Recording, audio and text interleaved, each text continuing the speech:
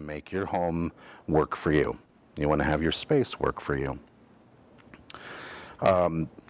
There's a couple of certified aging in place specialist home assessment forms. One is called CASPAR. It's very detailed, and I like that. I like detail. I like to pay attention to what's going on. And it's the kind of document, it's a multi-page document. You look at the outside of the house, the inside of the house, bathroom, bedroom, kitchen, and you make notes about measurements and how somebody moves and lives. And that's the kind of document that you can share with an occupational therapist, with a contractor, with your doctor, so that everybody has this information about where you live and maybe what changes can or need to be made. Occupational therapists also come and do home assessments, which are very good. And physical therapists will be concerned with how you move safely to be able to do things that you want to do. Occupational therapists are focused on how you do those things. For some people, they will prescribe it's a foam, like a foam tube that slides over the end of a utensil for people who have problems gripping. And so it makes it bigger for you. I love this stuff. I've got a box on the table over there of a lot of little things to make life easier. But occupational therapists will do home inspections too, and we'll see if maybe you need grab bars in the shower, if you have a tub and you have difficulty raising your leg or a difficulty with stability, what can be done to make it easier to get into the tub safely, get in and out of the tub.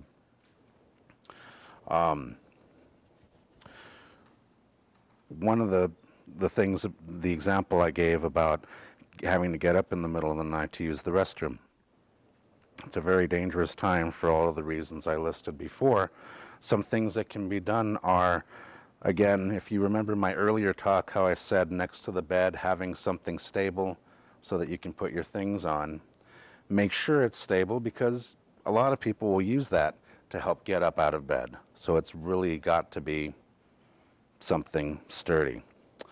Night lights. Night lights are very important. They're pretty cheap, and it pays to not risk it. I can kind of see as I'm walking isn't good enough. You know, it's maybe a $1.50 investment in a good night light or two will make all the difference in the world. You'll be able to see where you're going when you're going, and see where you're going when you're on the way back. That's a case too where slippers, if you have worn slippers, you're going to probably be in big trouble in the middle of the night when it's dark and you're at risk for falling. If you have throw rugs in the house, this is something that we look for. Maybe in front of the door, a lot of us have them. Throw rugs can be really bad for people. They're easy to, and I'm difficult to be with in general sometimes, because I'm the kind of guy where if I'm in a restaurant and I see a spill on the floor, I'll stand there and make sure I get the manager's attention, and I won't leave until they put down the little yellow cone or mop it up. If these throw rugs are flipping up, I'll stop what I'm doing and make sure I put it back down so nobody coming in behind me is going to fall. Throw rugs in the home should either be thrown out, or you can have double-sided carpet or rug tape, and that way it's secured to your carpeting or your floor and won't come up and you won't trip over it. The throw rugs are really, really bad for people. Having adequate lighting in your house. This lighting is okay for general lighting and what we talked about with the lights way up on the ceiling, but also having task lighting, something like this. I need to read, I have a light right here. The combination of the two is very good. Allowing daylight in. If your blinds don't work, trying to fix the blinds, get somebody in to fix the blinds, or pulling them up. If opening the blinds is difficult, there's devices and there's ways to make opening the blinds very easy. And I love these kind of gadgets and solutions that can make life easier to help you do what you want to do when you want to do it. Widening doorways, talked about that. It's important in your home to think about what you do and how you do it. Where you walk in your home, do you have any obstacles? Maybe think about this today, and you've got a couple of checklists to consider if you want. I'd advise using them to see what your home is like. Do you have a corner in the house where you have to walk around a box or something? And, you know, if something is on, I do this. I have a box on the floor. I walk around it all the time. Once in a while, I scrape my ankle on it. I should move it out of the way. It's an obstruction. We all kind of get used to things like that. But think about it, and if there is something like that, move it out of the way so that you can get to where you want to go safely and easily.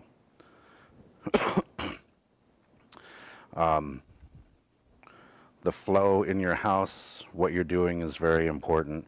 In your kitchen, does your kitchen make sense to you? We talked about plates, pots, pans. There are like Lazy Susans that you can install in under cabinets, and those are great. Then stuff doesn't just sit in the corners and you got to practically crawl in to pull things out. You can have somebody come in to arrange it or arrange it yourself, and then all you have to do is turn the Lazy Susan until you get to what you need, and you can pull it out. Yes, absolutely. Well, they have bigger ones that are great for pots and even small appliances. They have little platforms that are on a spring that will mount under a counter where you can put a food processor or a blender on it, and then you push it out of the way when you don't need it. But when you need it, you just pull it up, and it's right there. And then you don't have to pull a big, heavy piece of equipment out of a cabinet. It doesn't have to take up all your counter space. It's out of the way, but it's there when you need it. These are solutions for people to make life easier, give you more time to do what you want to do, minimize the risk of falls. When you're entering your house, maybe you've got your grocery bags. That's a tough place to be in if you're juggling grocery bags and trying to open the door and get in the door, especially if your door kind of slams on you. It doesn't stay put when you're trying to get through. If it's possible to have a little table next to your door, someplace where you can put things down, open the door, grab your things, and walk in. That can make a big difference, making your home, making your environment work for you. In the kitchen, it's the same thing. Instead of next to your stove, if you have an area where you can put things down until you need them, that's really important. Counter space, a little table, rolling tray, something sturdy, safe, but practical is real important, making this work for you. There's a device that I really love that slides over a doorknob, round doorknob, and actually I give each of you one before you leave if you want, if you have round doorknobs, just for being here and being so nice. And it slides over the doorknob, and it makes it possible to turn a doorknob more easily, even with one finger. Some people have arthritis. It's difficult to get a good grip. This device is called a Great Grips. It was made to help people. Maybe your hands are full of shopping bags. You can use your elbow to turn it easily. So I love finding devices like this that just work.